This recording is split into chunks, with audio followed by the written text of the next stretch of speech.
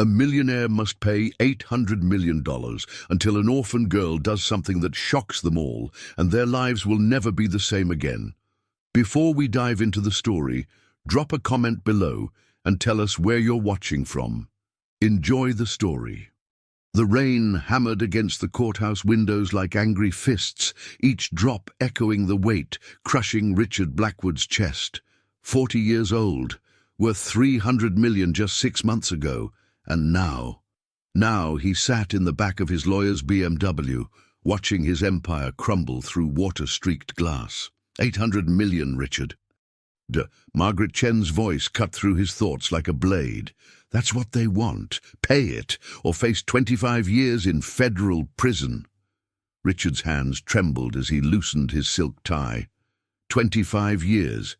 He'd be 65 when he got out, if he got out.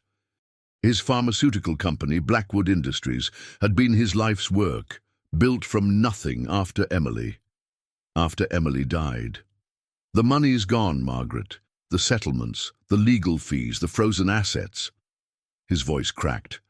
I have maybe 50 million liquid. Where am I supposed to find 800 million? Community service starts tomorrow, Margaret said, pulling into the parking lot of St. Mary's Children's Home.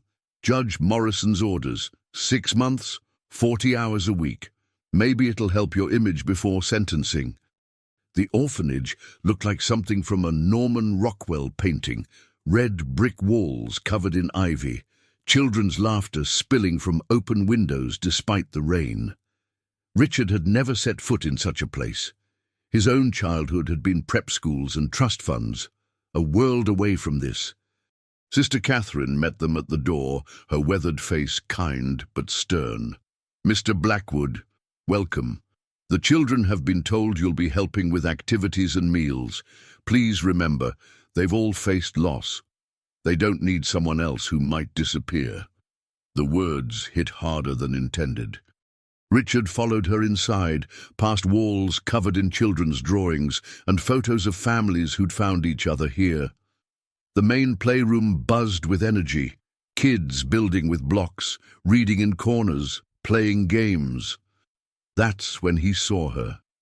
A small girl sat alone by the window, dark hair falling in waves around her face as she carefully arranged puzzle pieces. 7 years old, maybe 8, with the kind of focused intensity that reminded him of Emily, always so serious, so determined to make everything perfect. That's Sophie Martinez, Sister Catherine whispered. Been here 3 years. Parents died in a car accident. She's special. Brilliant mind, but she doesn't talk much. Prefers puzzles and numbers. Richard found himself walking toward her, drawn by something he couldn't name. Sophie looked up as he approached, and her eyes, deep brown, almost black, seemed to look right through him. Hi there, he said softly, crouching down. What are you working on? Sophie studied him for a long moment, then pointed to the puzzle. It wasn't a child's puzzle. It was a complex 1,000-piece landscape that would challenge most adults. It's broken, she said, her voice barely above a whisper, but I can fix it. I always fix the broken things. Something twisted in Richard's chest. Here was this little girl who'd lost everything, still believing she could fix what was broken. When had he stopped believing that? Maybe you could teach me, he said. I have some broken things that need fixing too. Sophie tilted her head, considering him with those penetrating eyes. Then she did something that made Richard's breath catch. She smiled, just a small one, but it lit up her entire face. Okay, she said, pushing a puzzle piece toward him. But you have to be patient. The broken things, they take time.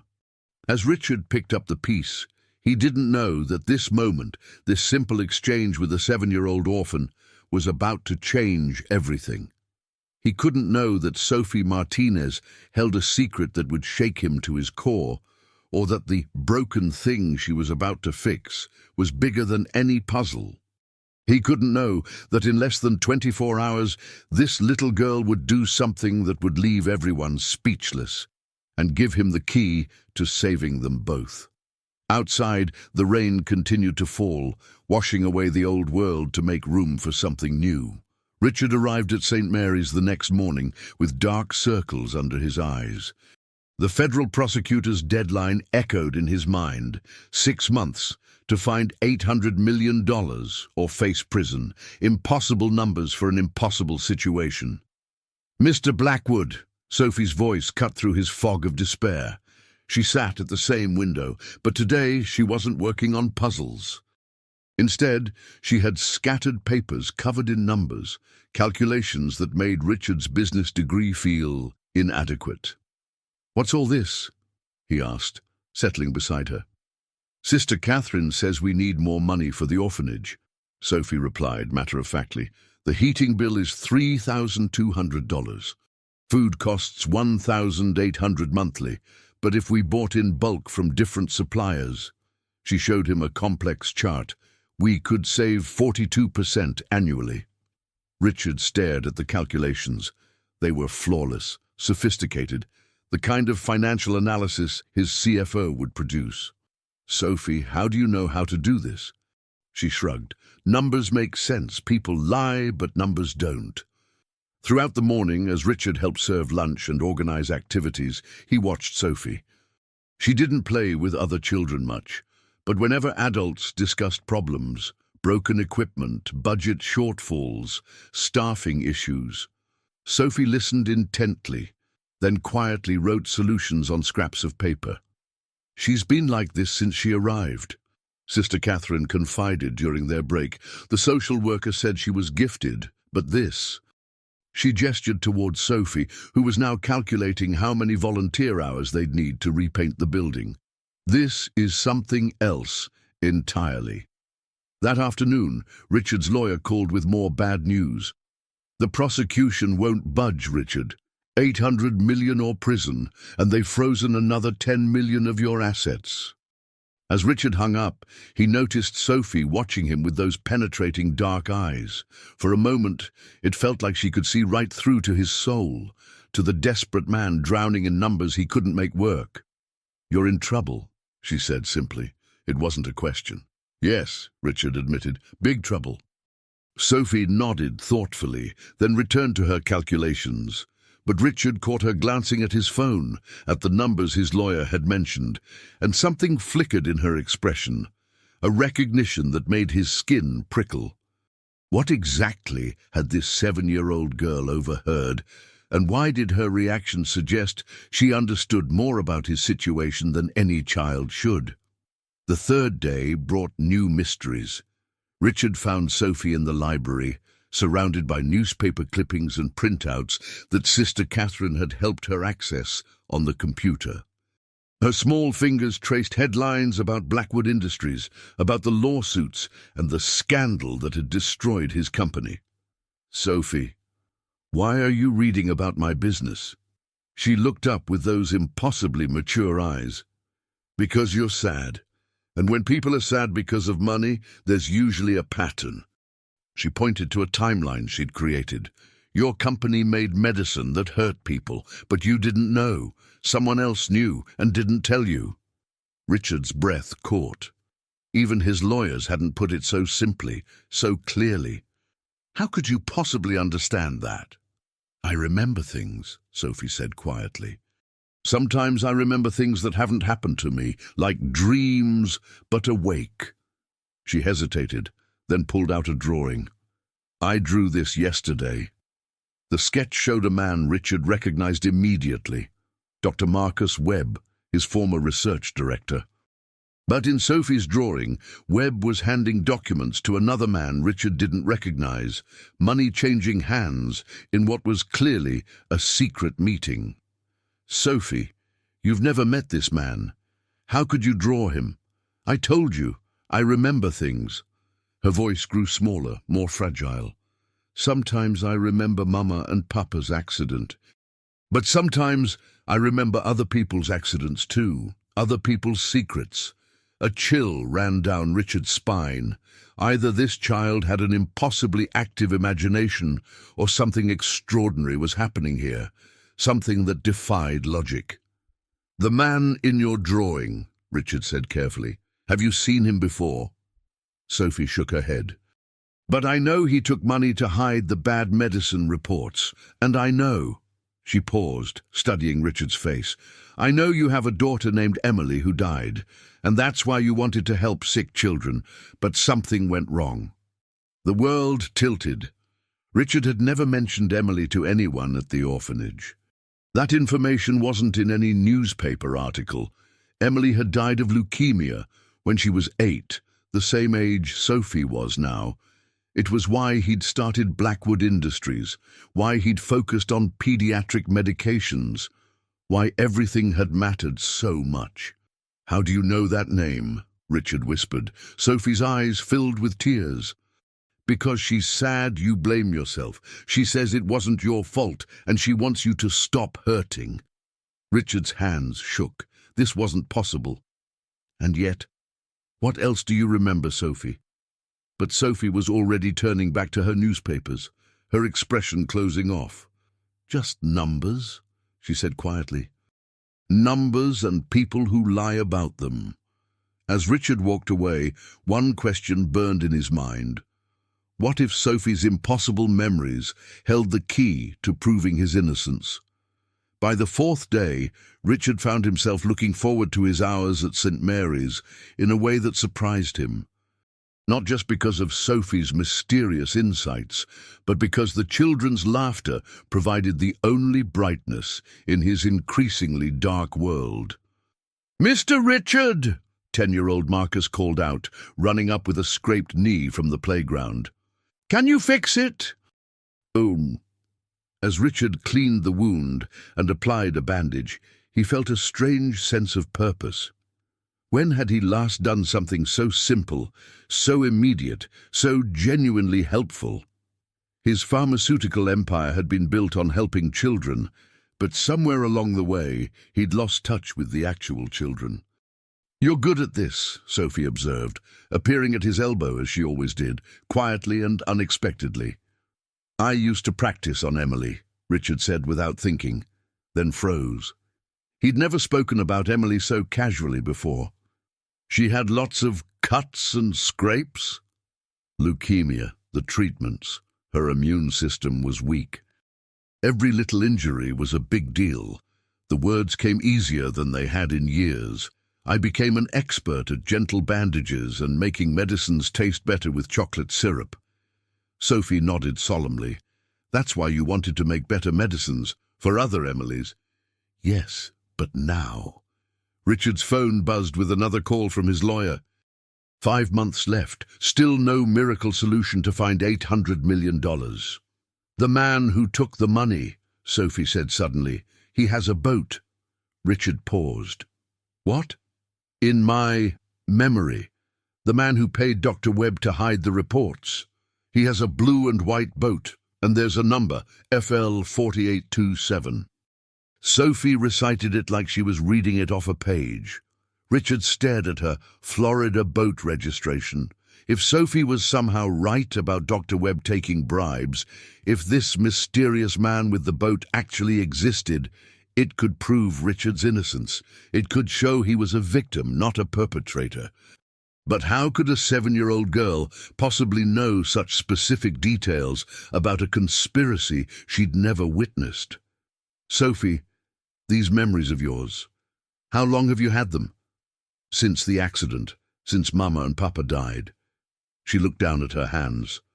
"The doctors said it was trauma, but it's not just remembering my trauma. It's like I can see the hurt in broken things. And you're very broken, Mr. Richard." That evening, Richard called a private investigator he'd worked with before. "I need you to check Florida boat registrations for FL 4827, and I need you to find everything you can about Dr. Marcus Webb's financial records from 3 years ago." "Richard, you can't afford my rates anymore." "Please, Tom, this could be everything. If I'm right, there's evidence of a conspiracy that could clear my name. If I'm wrong." He looked back at the orphanage, at the window where Sophie often sat. "If I'm wrong, I'm just a desperate man believing in fairy tales." But as he drove home, Richard couldn't shake the feeling that Sophie's impossible memories might be his only hope for salvation. The breakthrough came on Friday morning when Tom Reeves, the private investigator, called with news that made Richard's hands tremble. "You're not going to believe this, but boat registration FL4827 belongs to Vincent Carrera, CEO of MedAudit Solutions. They're the independent testing company that was supposed to verify your drug trials 3 years ago." Richard nearly dropped his phone. "Carrera? But his company gave us clean reports on the pediatric trials." "That's just it. I found irregularities in Webb's banking records. Payments from a shell company connected to Carrera, dating back to when your trials were being conducted. Richard, if this is real, someone paid your research director to falsify results and hide the side effects." Richard raced to St. Mary's, his heart pounding with the first real hope he'd felt in months. He found Sophie in her usual spot by the window, but today she looked pale, almost translucent. "Sophie, the boat, you were right.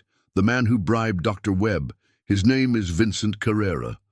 Sophie looked up with tired eyes. "I know, I saw more last night." "What did you see?" "Dr. Webb was scared. Mr. Carrera told him if he didn't hide the reports, he'd lose his job.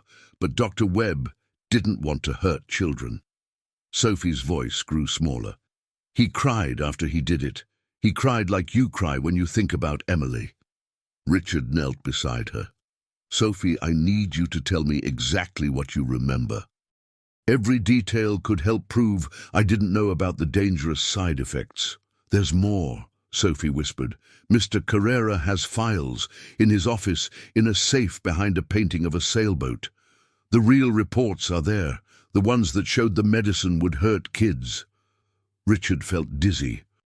If Sophie was right, if those files existed, they would prove his innocence completely.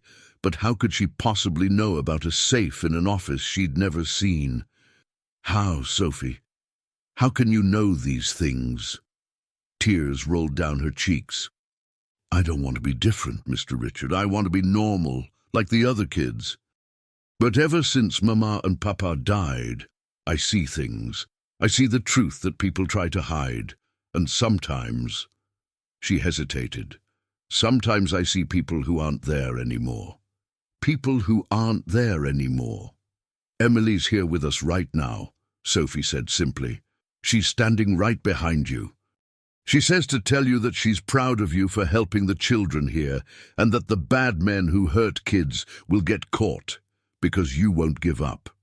Richard turned around, seeing nothing but air, yet feeling something. A warmth, a presence that made his eyes burn with unshed tears. "She also says," Sophie continued, "that you need to be very careful. Mr. Carrera knows someone's been asking questions about him. He's going to try to destroy the files." Richard's phone rang. Tom Reeves again. "Richard, we've got a problem.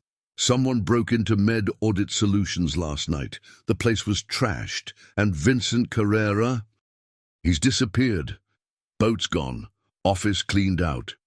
As Richard listened to his last hope crumbling, Sophie reached over and took his hand with her small, warm fingers. "Don't worry, Mr. Richard. Sometimes the broken things fix themselves in ways we don't expect."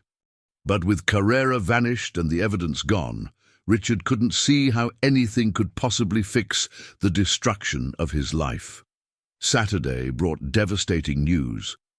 Richard sat in Margaret's office as she delivered the final blow to his hopes. Carrera's vanished completely. The FBI can't find him, the evidence is destroyed, and the prosecution is moving forward. They want an answer by Monday, Richard. 800 million or prison. Richard stared out the window at the city that had once been his kingdom. "I can't raise that money, Margaret. You know I can't." When he arrived at St. Mary's that afternoon, he expected to find Sophie in her usual spot, but the playroom was empty, except for Sister Catherine, who looked worried.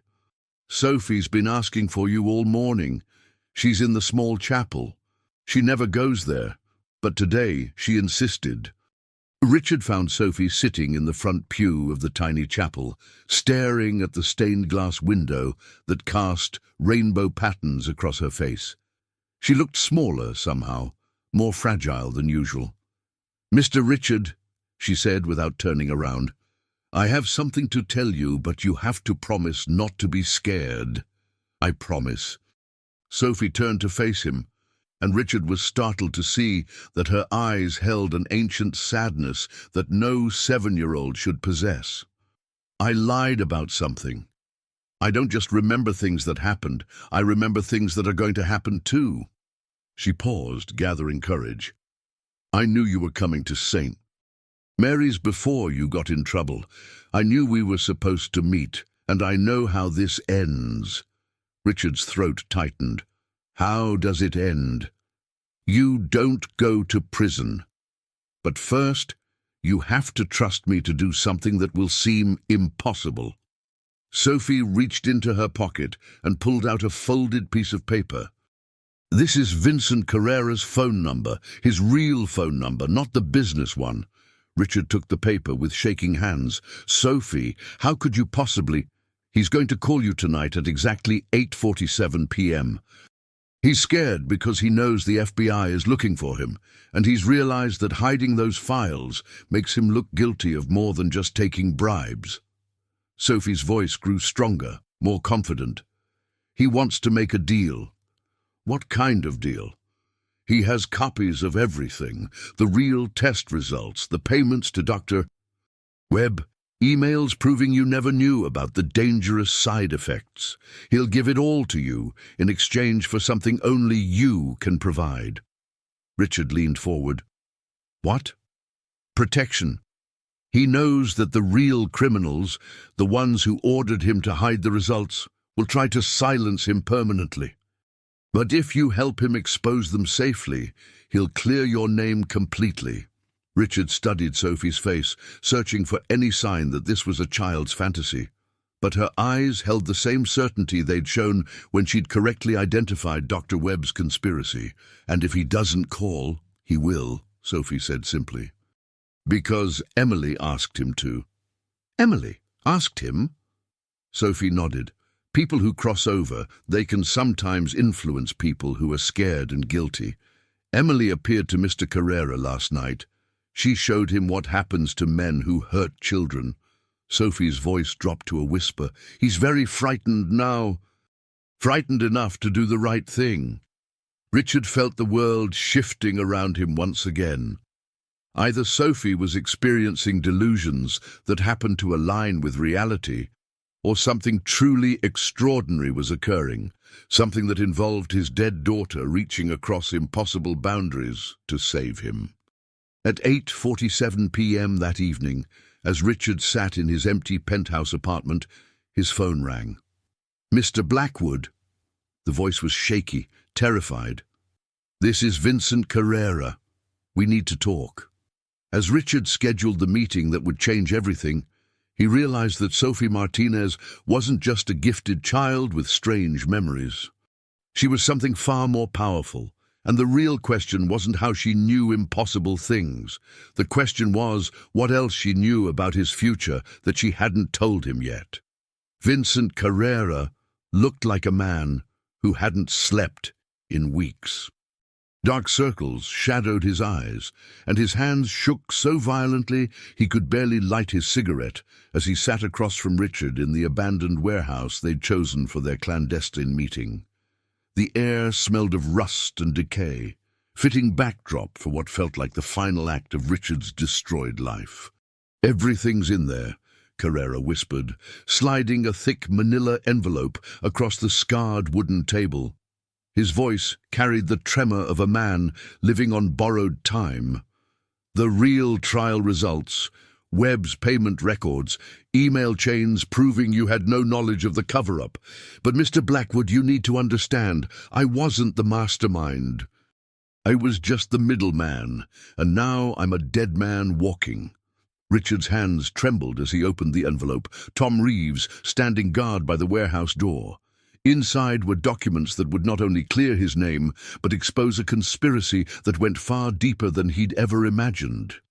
Test results showing severe neurological side effects in children, but the dates were wrong. Payment authorizations from a company called Meridian Holdings that he'd never heard of. Email chains between Carrera and someone identified only as the principal.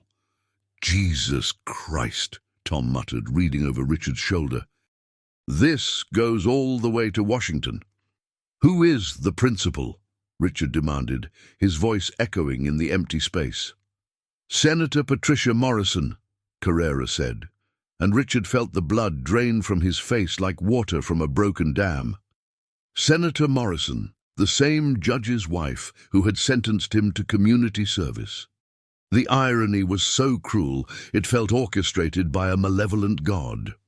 She owns Meridian Holdings through 12 different shell companies. When your pediatric medication was going to market, it threatened a competing drug her investors had spent $50 million developing. She orchestrated the whole thing, not just your downfall, but the deaths of 17 children whose parents stopped giving them life-saving medications because of the panic she created. Senator Morrison ordered you to hide the side effects. Richard's voice cracked with disbelief. Not just hide them, exaggerate them beyond all recognition. The real side effects from your medication were mild temporary nausea in maybe 3% of patients. But Morrison needed your company destroyed completely, so she had us fabricate reports showing severe, permanent neurological damage, even death. Carrera's voice cracked with the weight of his confession. I thought it was just corporate espionage, maybe some market manipulation. I didn't know children would actually die from the panic and lawsuits that followed. 17 kids, Mr. Blackwood. 17 children died because their parents were too scared to give them the medicines that could have saved them. Richard stared at the documents that would save his life and destroy a sitting U.S. senator, but something nagged at him, something Sophie had said about being very careful, about danger that was just beginning. Why now, Carrera? Why are you suddenly willing to confess after 3 years of silence? Carrera's eyes went wide with a terror so pure it was almost religious. Because she visited me, your daughter, the little girl who died, Emily. She appeared in my hotel room 3 nights ago, clear as day, and showed me what happens to people who hurt children. I saw flames, Mr. Blackwood. I saw hell itself, and she told me that's where I'm headed unless I make this right. His voice dropped to a whisper, and she told me that if I didn't do this, I'd never see my own kids again. They'd die in the same kind of accident that's been planned for you. Tom Reeves shifted uncomfortably by the door. Richard, we should go. This feels like a setup, too convenient, too neat. But Richard was thinking about Sophie's words. Sometimes the broken things fix themselves in ways we don't expect. Had Emily really appeared to Carrera? Or was this part of Sophie's impossible gift somehow reaching across dimensions to orchestrate his salvation? There's more, Carrera continued, pulling out a second envelope. Morrison knows someone's been investigating her operation. She's planning to have me killed within the next 48 hours to tie up loose ends. That's why I need your protection. Help me disappear safely, and I'll give you everything you need to expose her. Bank records, assassination contracts, even recordings of her ordering hits on witnesses. As they left the warehouse, Richard's phone buzzed with a text from an unknown number. Beautiful night for a meeting. Hope you got what you were looking for. PM. Richard showed the message to Tom, whose face went pale. She knows. Jesus, Richard, she's been watching us. As they drove away through empty streets, Richard couldn't shake the feeling that they'd just walked into a trap that was much larger and more dangerous than any of them had realized. Sophie had warned him that the bad lady was very scared of what she might see, but she'd also said to be careful. What if the real danger was just beginning? Richard spent Sunday morning at St. Mary's, trying to find some semblance of normalcy, while his world teetered on the edge of complete chaos.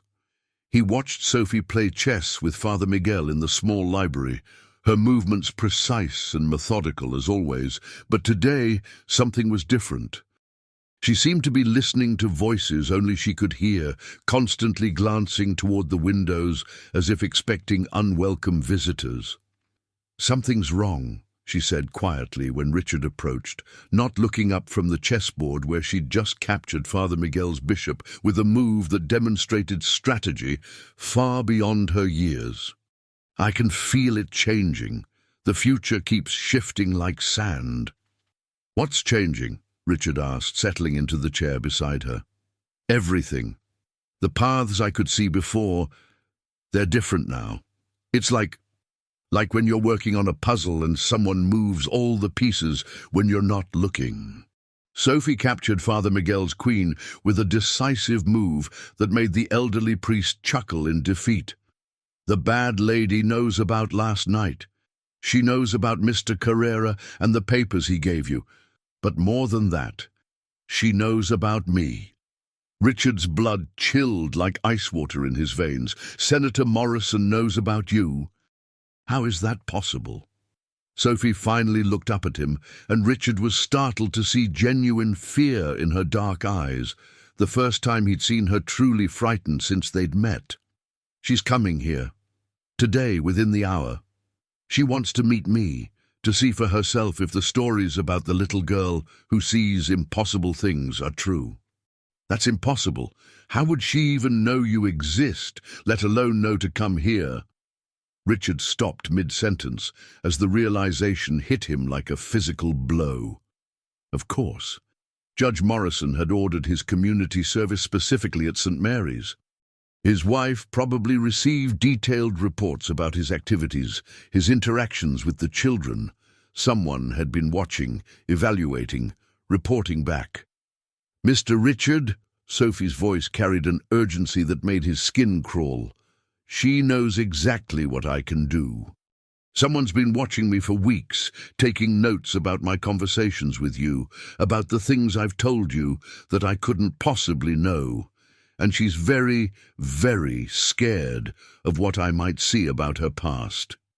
Sister Catherine appeared in the doorway like a harbinger of doom, her usually calm demeanor replaced by visible agitation.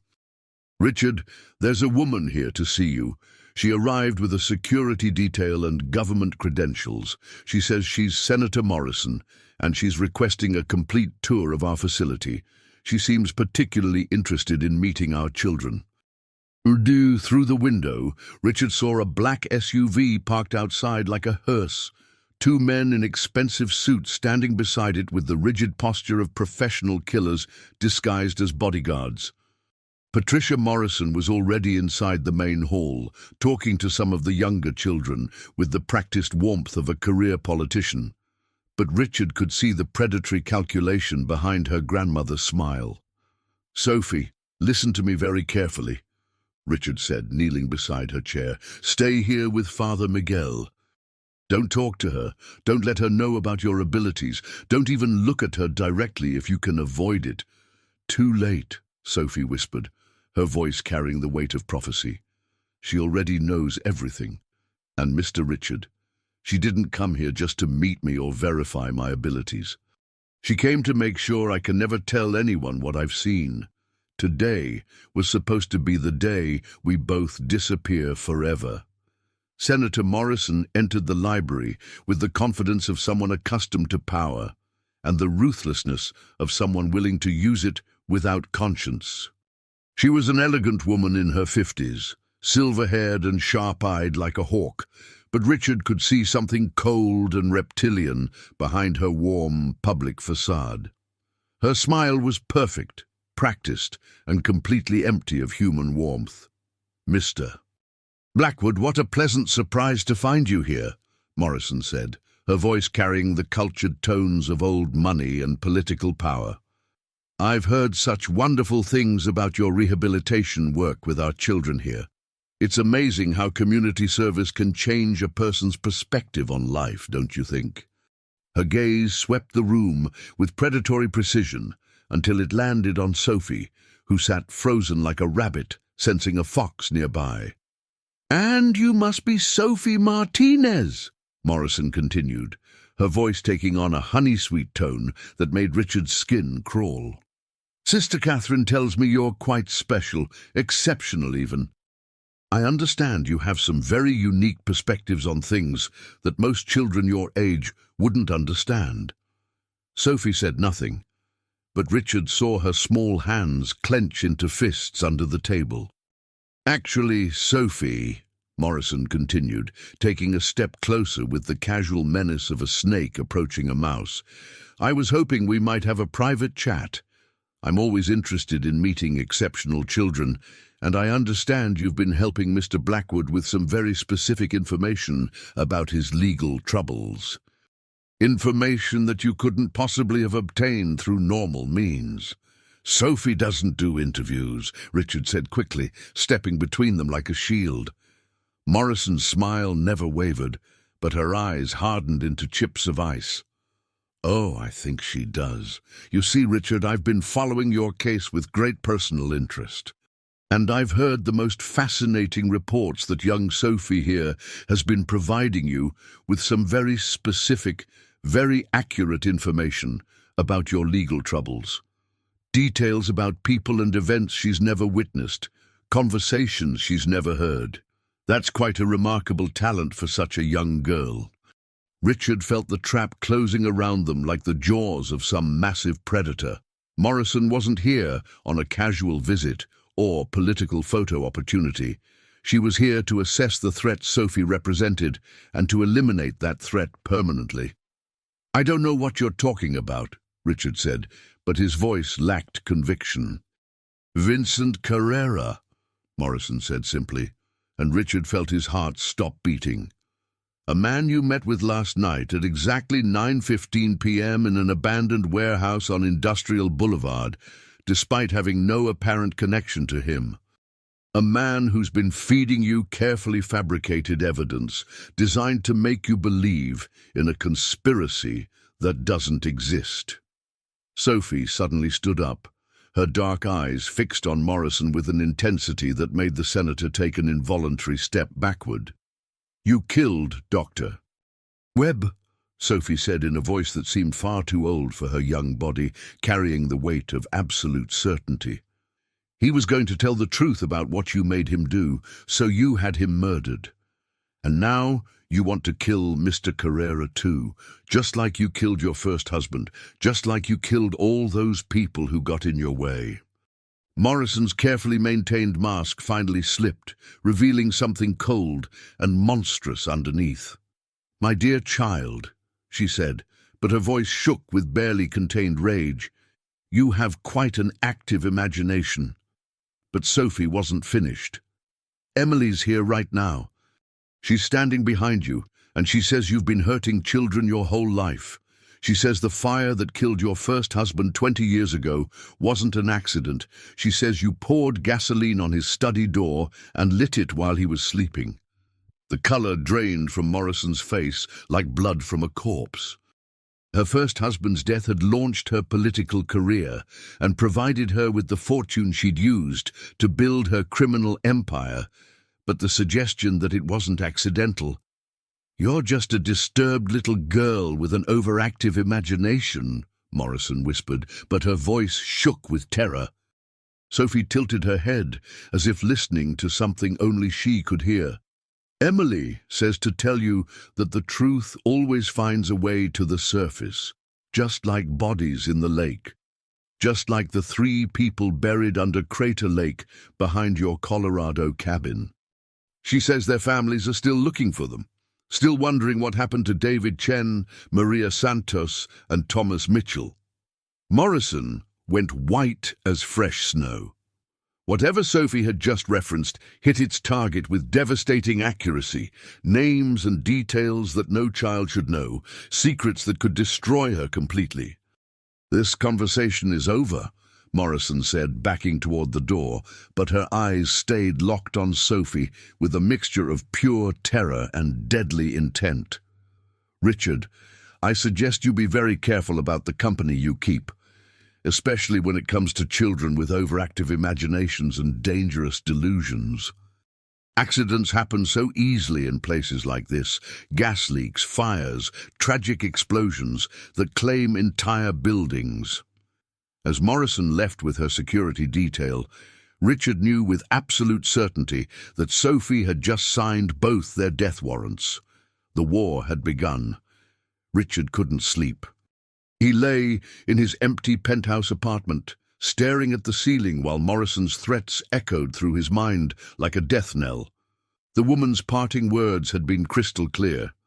Sophie had seen too much, knew too much, and would be silenced along with anyone who tried to protect her. But even more disturbing was Sophie's impossible knowledge of specific details that could destroy a sitting senator. How could a 7-year-old orphan know the names of murder victims buried in a remote Colorado lake? His phone rang at 2:17 a.m., the sound cutting through the silence like a scream. Tom Reeves's voice was grim and urgent. "Richard, we've got a major problem. Vincent Carrera's dead. Hotel maid found him in his room an hour ago, hanging from a light fixture.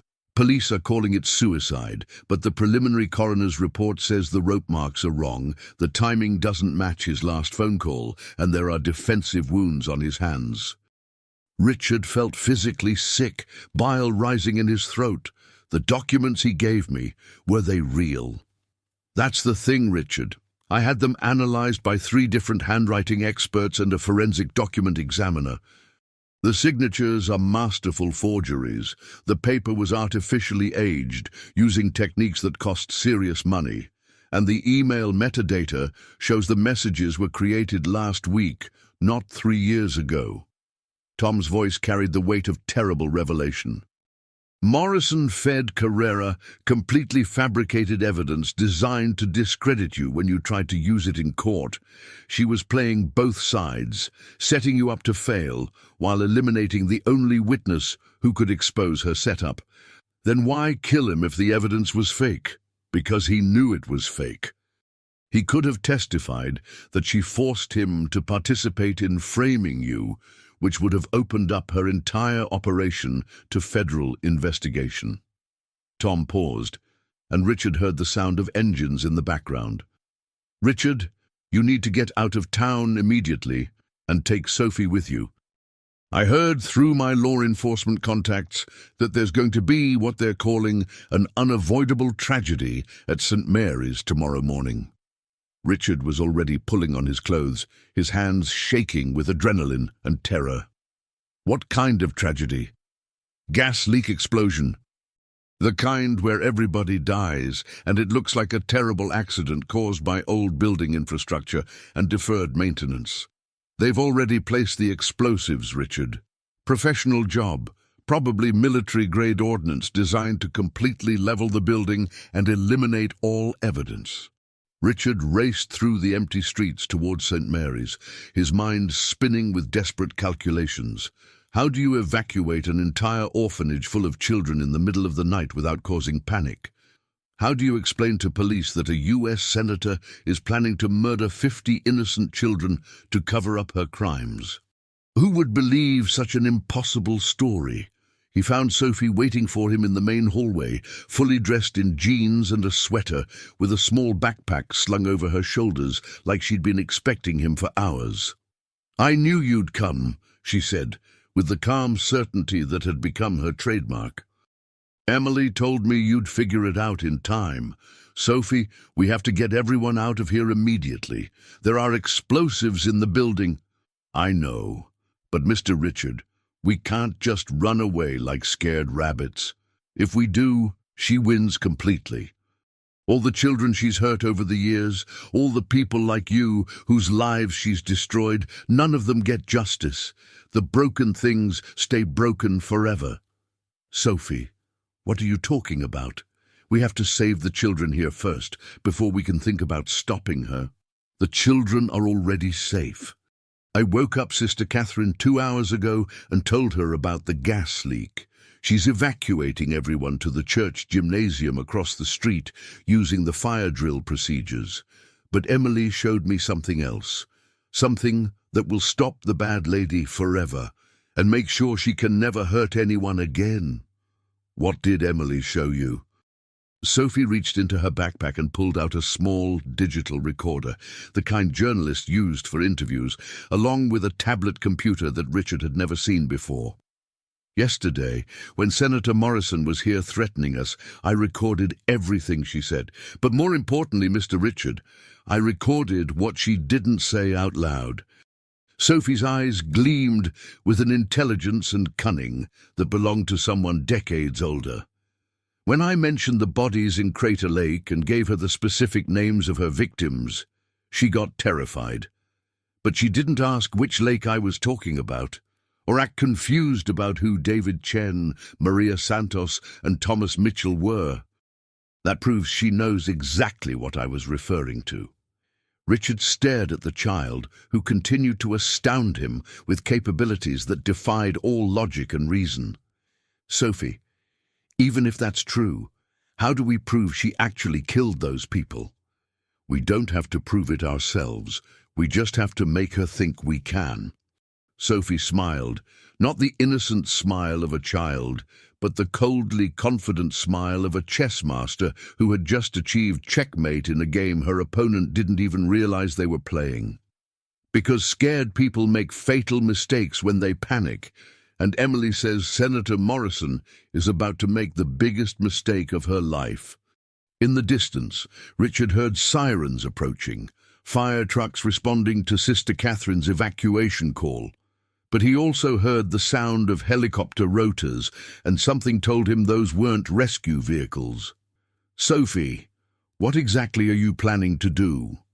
Give a very powerful, very dangerous woman exactly what she's always feared most, Sophie said, walking toward the door with the confidence of someone who had seen the future and knew exactly how it would unfold. The complete, unvarnished truth about who she really is and what she's done. As they left St. Mary's for what might be the last time, Richard realized that Sophie Martinez had been planning this confrontation from the moment they met. Every conversation, every revelation, every seemingly innocent question had been leading to this moment when a 7-year-old girl would take on one of the most powerful people in America. The question was whether they would both survive what came next. Dawn brought chaos that even Sophie hadn't foreseen in her mysterious visions of the future. Richard woke in the safe house Tom had hastily arranged to find news vans surrounding St. Mary's like mechanical vultures, and Senator Morrison giving an expertly crafted press conference on the orphanage steps, while emergency vehicles provided the perfect dramatic backdrop. It's absolutely tragic that Richard Blackwood's increasing desperation and deteriorating mental state led him to involve innocent children in his paranoid conspiracy theories, Morrison was saying to the assembled cameras, her voice carrying just the right mixture of righteous indignation and maternal concern. Last night's gas leak could have been absolutely catastrophic. 53 children and staff members could have died if not for the heroic actions of Sister Catherine, who detected the danger and evacuated everyone to safety. We are also launching a full investigation into reports that Mr.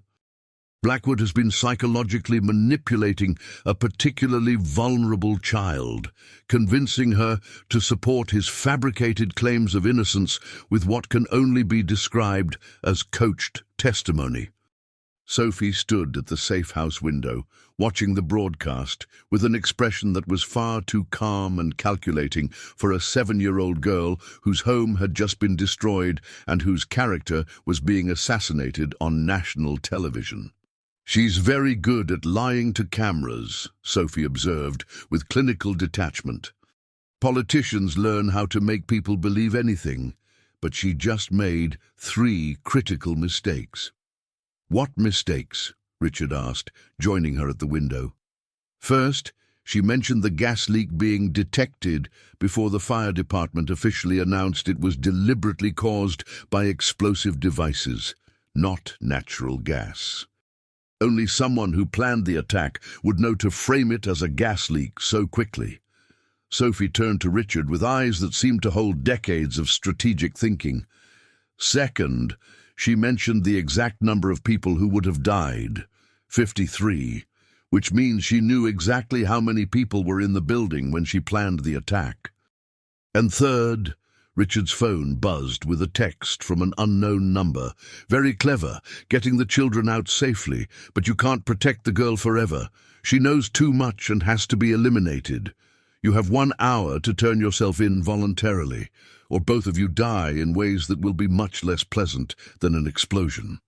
This is not a negotiation. A friend of justice. Sophie read the message over his shoulder and nodded with satisfaction. And third, she's panicking badly enough to make direct threats in writing. That means Emily was right. It's time to end this. Sophie, she just threatened to kill us both. How is that a good thing? Because panicked people make fatal errors in judgment. Sophie pulled out her tablet, the same mysterious device she'd somehow acquired overnight. And Richard saw she'd been incredibly busy while he slept.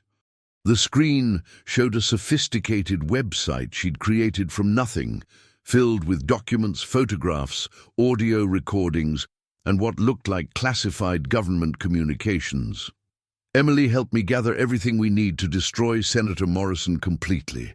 Sophie, where did you get access to all this information? This looks like classified intelligence files. Emily showed me how to find them. When people do terrible things, they always leave digital traces, computer files, phone records, banking transactions, encrypted communications they think are secure. The internet remembers everything forever, even when people believe they've deleted or hidden it. Sophie's fingers moved across the screen with impossible skill and speed. Look at what we found. Richard found himself staring at evidence that painted a comprehensive picture of corruption, murder, and conspiracy spanning 3 decades. Bank transfers from Morrison's dozen shell companies to known assassins and mercenaries, totaling over $40 million. Email chains discussing the permanent elimination of witnesses and competitors. Photographs taken by private investigators showing Morrison meeting with organized crime figures in dark parking garages.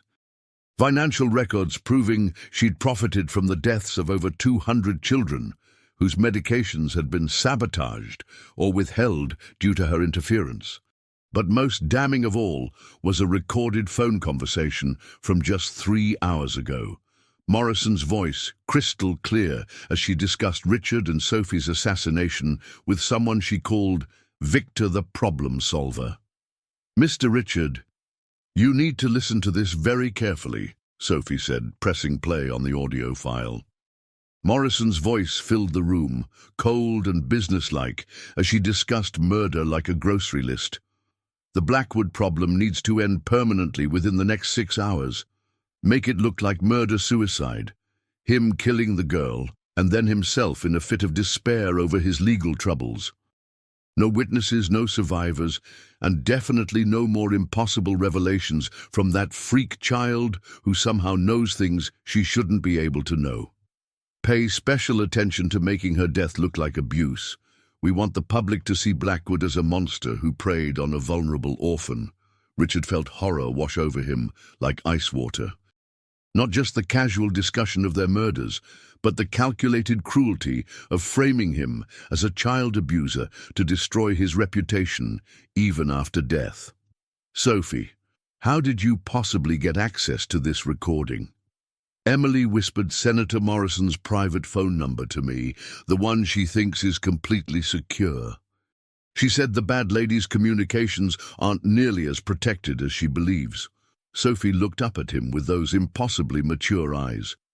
"But Mr. Richard, this isn't just about saving our lives anymore. Emily showed me something much more important. The real reason why I can see and hear impossible things." "What do you mean?" Sophie's expression grew sad and ancient, carrying a weight of knowledge that no child should possess. "I told you that I remember things that haven't happened to me, that I can see truths people try to hide. But I never told you the complete truth about what happened the night Mama and Papa died in that car accident." Richard felt a chill of premonition. "Sophie, I died too, Mr. Richard. For exactly 7 minutes and 33 seconds, I was clinically dead in that hospital emergency room. I was on the other side with Emily and all the other children Senator Morrison has hurt over the years, hundreds of them going back decades. Sophie's voice grew stronger, more certain. They chose me to come back because I was young enough to be dismissed as imaginative, but old enough to understand what needed to be done. I'm not just a little girl who sees things. I'm their messenger, their instrument of justice. Richard's world tilted on its axis. You're saying you came back from the dead with a mission, to end Patricia Morrison's reign of terror forever, and to save the one person who could help me do it. Sophie smiled with genuine warmth for the first time since the crisis began. You, Mr. Richard. Emily knew you needed to be saved, just as much as all those other children needed to be avenged. Before Richard could fully process this revelation, Sophie had uploaded everything. Documents, recordings, financial records, photographs, to her website, and simultaneously sent comprehensive evidence packages to the FBI, the Justice Department, every major news network, and 36 investigative journalists known for exposing government corruption. Within minutes, Richard's phone was ringing constantly with calls from reporters, federal investigators and prosecutors. But more importantly, sirens were wailing in the distance, headed toward Senator Morrison's heavily fortified compound. On the television, breaking news banners were already scrolling. Senator Morrison arrested in multi-state corruption and murder investigation. Federal raids target political crime network. Mass grave discovered at Colorado Lake property. Is it over? Richard asked, hardly daring to believe. Sophie smiled, the first truly carefree, childlike smile he'd seen from her. Almost finished, but Emily says you have one final choice to make, the most important choice of your life. What choice is that? Whether you want to spend the rest of your days running from the past and letting guilt define who you are, or if you're ready to build something completely new with someone who needs you as much as you need her. Outside, the world was learning the full scope of Patricia Morrison's crimes. But Richard was looking at Sophie, this impossible, extraordinary child who'd saved his life, exposed a massive conspiracy, and somehow managed to survive death itself to deliver justice to those who couldn't speak for themselves. What exactly did you have in mind? He asked. Sophie's smile grew radiant with hope and love. Emily thinks you'd make the most wonderful father in the world, and I think I'd really like to learn what it feels like to have a family again.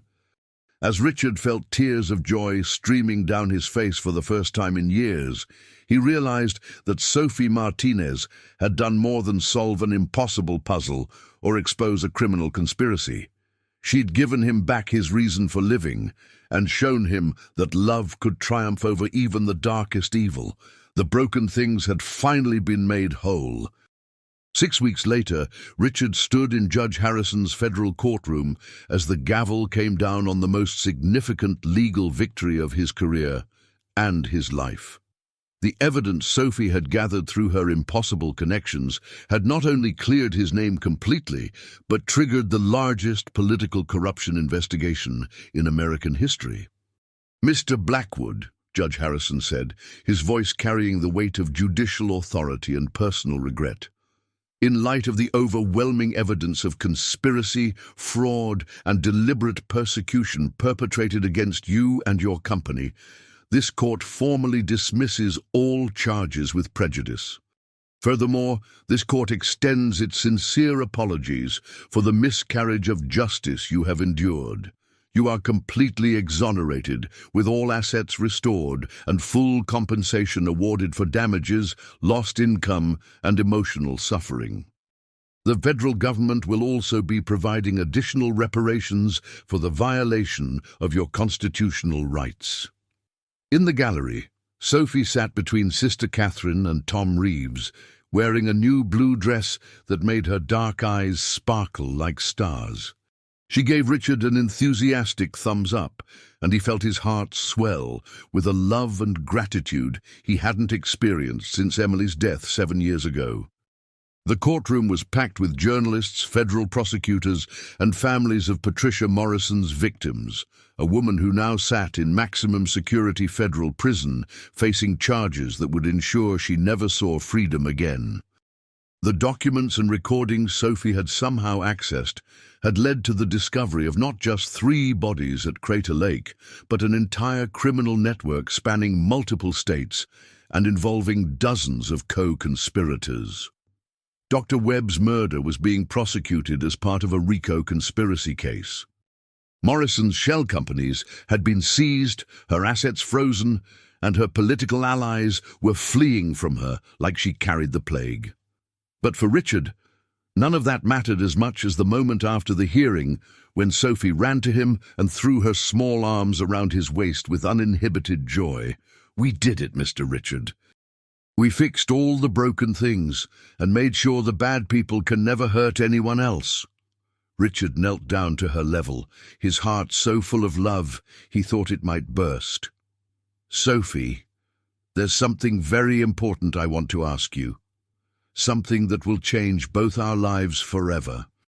Sophie tilted her head with curiosity, waiting with the patient attention she gave to everything important.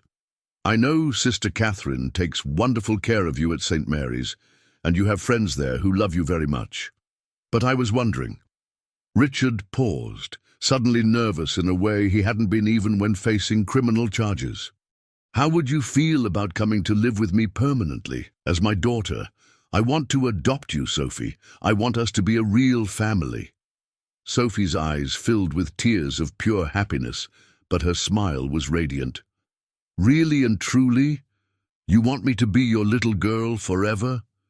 "Really and truly. More than I've ever wanted anything in my life." "I want that too, Mr. Richard. I want it so much my heart feels like it's going to explode with happiness." She paused, her expression becoming more serious. "But what about my special seeing? What if it scares you sometimes, or makes you worry that I'm too different from other children?" Richard pulled her into a hug that felt like coming home after a lifetime of wandering lost.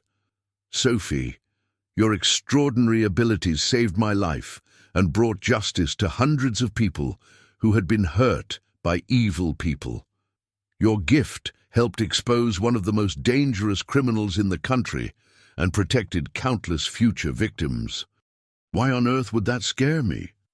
Because it makes me different from other kids, because I see things that aren't supposed to be visible, and I know things I shouldn't be able to know. You know what makes you different, Sophie. You're brave enough to use your gifts to help people even when it's dangerous. You're kind enough to care about strangers. You're smart enough to solve problems that defeat adults. You're strong enough to survive terrible loss and still choose to love again." Richard looked into her eyes, seeing not just a child, but one of the most remarkable souls he'd ever encountered. "That doesn't make you strange, sweetheart. That makes you absolutely extraordinary, and I'm honored that you'd want me to be your father."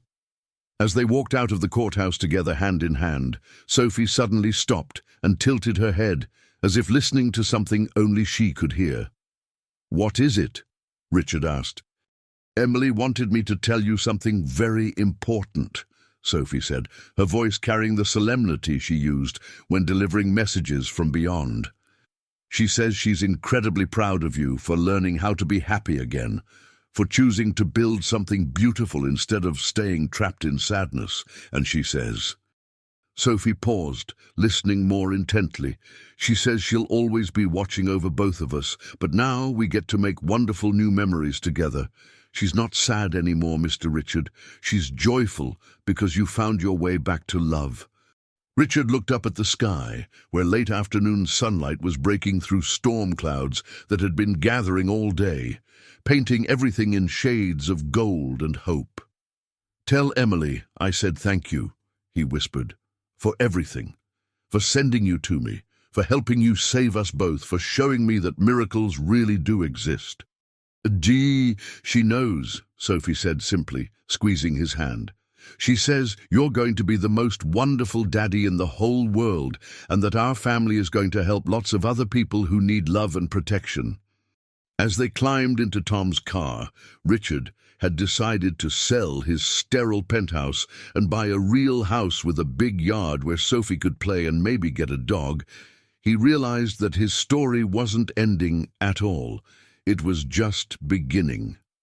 The best chapter of his life was about to be written, and he would write it with this extraordinary little girl who had somehow managed to die, return to life, expose massive corruption, save his career and reputation, and fill the hole in his heart that he'd thought would never heal. But even as they drove toward their new life together, Richard sensed that Sophie's mysterious abilities weren't finished surprising him. There was still one more revelation coming, something about the true nature of her gift, and the reason why a 7-year-old girl had been chosen as an instrument of divine justice. The truth about Sophie Martinez was even more extraordinary than anything she'd shown him so far, and it would change everything he thought he knew about life, death, and the mysterious forces that sometimes intervene to protect the innocent. One more chapter remained to be written, and it would be the most amazing of all. 3 months later, Richard sat in the garden of their new home, watching Sophie play with Bella, the golden retriever puppy they'd adopted from the local animal shelter. The house was everything his penthouse hadn't been: warm, lived in, filled with laughter, and the chaos of a 7-year-old learning what it meant to have a real family. Sophie's bedroom was painted soft purple, with bookshelves full of puzzles, and a desk where she did homework like any normal child. But Sophie Martinez would never be entirely normal, and today Richard was finally going to learn why. "Daddy," Sophie said, using the word that still made his heart skip with joy every time he heard it, "there's something very important I need to tell you, something Emily says I'm finally ready to share." She settled beside him on the garden bench, her small hand finding his with the unconscious ease of a child who felt completely safe and loved. "What is it, sweetheart?" Sophie took a deep breath, her dark eyes holding that familiar ancient wisdom. "Do you remember when I told you I died for 7 minutes and 33 seconds the night Mama and Papa were killed?" "Yes. I wasn't completely truthful about what happened during those 7 minutes. Sophie's voice grew soft, reverent. "When I crossed over, Emily was waiting for me, but she wasn't alone, Daddy. There were hundreds of children with her. All the kids who died because of bad people like Senator Morrison. All the ones who were hurt by medicines that were supposed to help them. All the babies who never got to grow up because someone chose money over their lives." Richard felt a chill of premonition. "What did they tell you?" That I had a choice. I could stay with them in the beautiful place where there's no more pain or sadness, or I could come back with a very special gift, the ability to see truth that's hidden, to hear voices of those who can no longer speak for themselves." Sophie's eyes filled with tears, but she was smiling. "Emily told me there was a man who needed saving, a good man who was being destroyed by the same evil that had hurt so many children. She said if I came back, I could save him and stop the bad people forever." Richard's throat tightened with emotion. "You chose to come back, to save me. But that's not the whole truth either, Daddy." Sophie looked up at him with eyes that held infinite love. "Emily told me something else that night, something that made my choice very easy." "What?" Sophie's voice dropped to a whisper. "She told me who you really were. She said, 'Sophie, that man's name is Richard Blackwood, and he's the father I've been waiting for you to find.'" The world stopped spinning. Richard felt like he'd been struck by lightning. "What are you saying?" "Emily isn't just your daughter who died, Daddy. She's my sister who sent me to find you." Sophie's tears were flowing freely now, but her smile was radiant with joy. "She told me that before I was born, before Mama and Papa adopted me from the hospital where my birth mother couldn't keep me, You and Emily used to pray together every night for a little sister to love and protect. Richard's memory flooded back, those precious bedtime moments when Emily, weak from chemotherapy but still dreaming of the future, would ask God to send them a baby sister someday. "Someone for you to take care of when I'm in heaven, Daddy," she used to say. "Someone who needs us as much as we'll need her." "The hospital where you were born," Richard whispered, the impossible truth dawning on him. "St. Catherine's Children's Hospital. The same hospital where you brought Emily for her treatments. The same hospital where you funded the new pediatric wing." Sophie took his hands in both of hers. "Emily watched over me my whole life, Daddy. She guided Mama and Papa Martinez to adopt me. She protected me from the worst of the sadness when they died. And she made sure I developed the gift that would let me find my way home to you." Richard was sobbing now, overwhelmed by a love so profound it felt like his heart might explode. "You're saying Emily planned all of this? That she somehow arranged for us to find each other? Not just Emily, all of them, every child who's been hurt, every family that's been broken by evil people.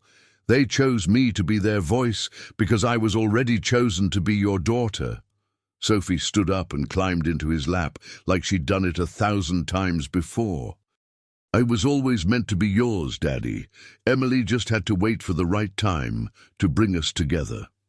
As Richard held Sophie close, breathing in the scent of her shampoo and feeling her small heart beating against his chest, he understood that this moment was the true miracle. Not the impossible knowledge or the supernatural abilities, but this, a father and daughter finding each other across impossible circumstances, guided by love that transcended death itself. "There's one more thing," Sophie said softly. "Emily wanted me to tell you that your real work is just beginning. The money the government gave you for compensation, she says you're supposed to use it to help other children like us, kids who've lost their families, kids who are different and need someone to believe in them." Richard thought about the $47 million in damages and compensation now sitting in his bank account. Money that had seemed meaningless until this moment. "What kind of help?" he asked. "A foundation, a place where children with special gifts can learn to use them to help people, where kids who've lost everything can find new families, where people like Senator Morrison can never hurt anyone again." Sophie pulled back to look at him. "Emily says we're going to change the world, one broken family at a time." As the sun set over their garden, painting the sky in shades of gold and pink, Richard Blackwood realized that his story had never been about fall and redemption at all. It had been about love, love that reaches across dimensions, love that guides lost souls home, love that transforms tragedy into triumph. He looked down at Sophie, this extraordinary little girl who had died and returned to life with a mission to save him and countless others, and he knew that Emily was right. Their real work was just beginning. But for the first time in 7 years, Richard Blackwood wasn't afraid of the future.